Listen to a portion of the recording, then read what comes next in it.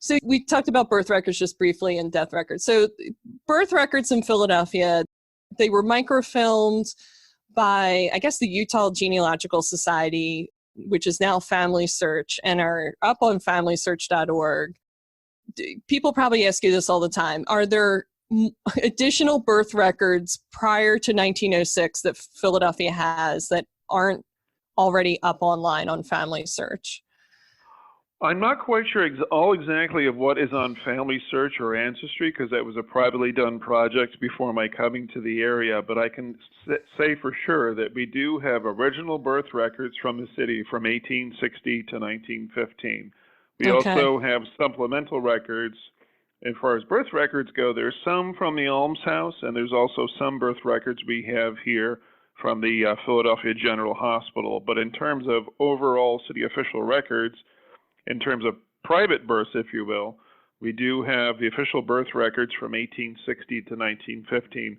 Birth records, as well as some other genealogical specific records that we would have, like our marriage records, which we have from 1860 to 1915, as well as death records, 1803 to 1915.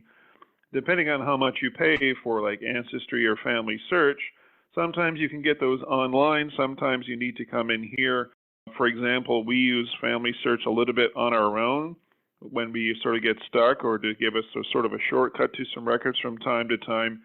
And even, again, we have original records that you just cannot get. Even if you have a free account on Family Search, you can have a free account there without paying anything. You just need to create an account, but there's still records there you cannot get there on the site, or you might need to go to one of their research centers.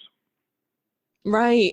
I did notice that with the death certificates. So I guess you can look at the ledger books for the deaths, which were the returns of burial cards, it looks like. It looks like the Philadelphia County Clerk at the time was writing in as they got the burial cards back of who died, in these ledger books.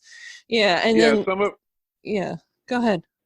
I was going to say, some of our original records, like the birth, marriages, and deaths, and we have a lot more than those, but some of our original records for those three subjects, they're not like an individual certificate as you might think today. Some are very basic.